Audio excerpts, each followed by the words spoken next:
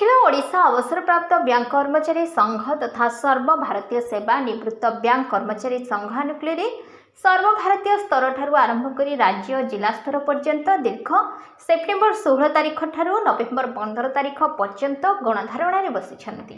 भारतीय बैंकिंग इतिहास रे प्रथम थर पर 1995 मसीह पेंशन लागू है। मात्र परितापर विषय जे आज पर्यंत दीर्घ 30 वर्ष धरी यह पेंशन जहाँकि 8 लाख सेवा निवृत्त कर्मचारी पाउछन्ति ताहार ए पर्यंत वृद्धि घटी ना।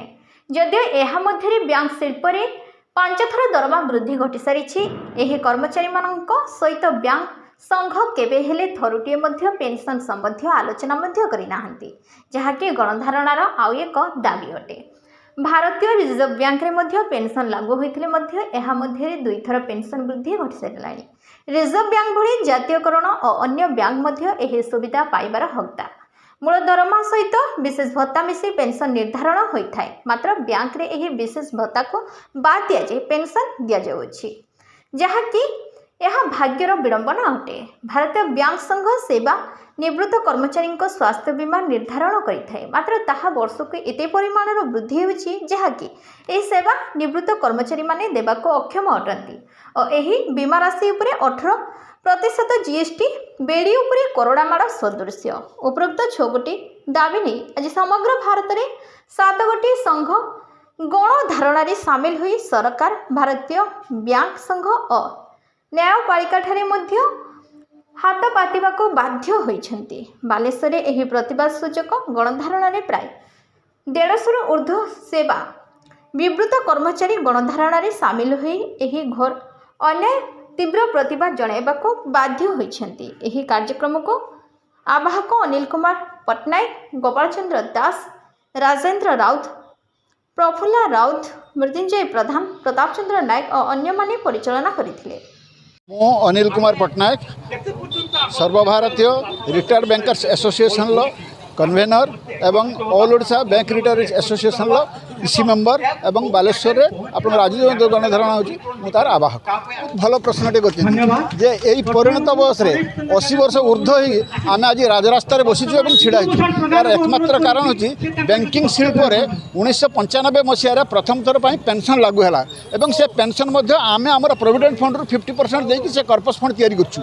सेही पैसा रो आमे पेंशन नो आमे सरकार किबा बैंक पाखरु ए पैसा नोनु किंतु दुर्भाग्यर विषय से कर्पस फंड बढ़ी बढ़ी बर्तमान महाद्रुम हेलानी। अथच 30 वर्ष धरी आम बैंक रे बैंकिंग शिल्प रे आमर जो पेंशन तार कौन वृद्धि किंबा तार मॉडिफिकेशन हो नहीं जो कि आम आज ये राजरास्ता बसीचु।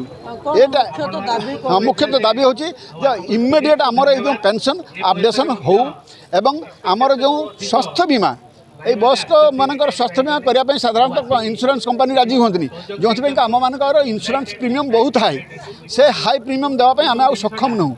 सेटा आईबीए सरकार जो मैंने आईबीए अच्छा जो मैंने बैंक रे चाकरी कर इंश्योरेंस बैंक दूसरी किंतु आम बैंक रे थिला बेले बाहरी आसला पर आम एक कथा कहीं शुणुना।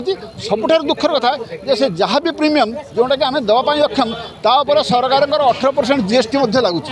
तृतीय कथा है रिजर्व बैंक रे आम भाया से बैंकिंग काम कर भी पेंशन पाँच किंतु तांकर या भितर दुई थर पेंशन अपग्रेडेशन हो जाए मॉडिफिकेशन होमर है नहीं। 30 वर्ष धरी आज्ञा आम राजरास्ता आज बसिया बाध्य होइछु। द्वितीयतः रिजर्व बैंक आपणकर 2 थर पेंशन रिविजन है सहित बैंकिंग सेक्टर रे 5 थर दरमा वृद्धि है किंतु आम कथा कहीं शुणा ना जेहेतु आम बैंक रे नाहु बोली से आम वयस्क लोक आपंकर शुणी आश्चर्य दिल्ली जंतर मंतर जो आवाज जाकि सीधा प्राइम मिनिस्टर पीएमओ को आरंभ कर आपंकर लोकसभा राज्यसभा पड़ुची। सबुठार आश्चर्य कथा होची लोकसभा एवं राज्यसभा 100 जन एमपी प्रधानमंत्री आज पर्यंत पाई पारि नाहु। दरकार पड़े भविष्य में आम मरण पाई प्रस्तुत अच्छु आमरण अनशन करने आम बाध्य। बर्तमान आप कलेक्टर पाक जातु रिप्रेजेंटेशन देवाई बा आपंकर मीडिया को दिंतु पुलिस भाई दिंतु साधारण लोक मैंने आसतु जो मैंने देखिए यही 25 जन 50 जन ये एकत्रित हुए एम आंदोलन को उल्लेख जो आंदोलन यथार्थता किसी ना। तेणु मुझे अनुरोध करी अनिल बाबू कार्यक्रम समस्त मुझे अनुरोध करी जी नेक्स्ट टाइम आप कॉल करेंगे सफिशिएंट टाइम देवे और लार्ज नंबर करने आपको अनुरोध। 95 मसीह जिते बड़े आपण मैंने से फंड ତାକୁ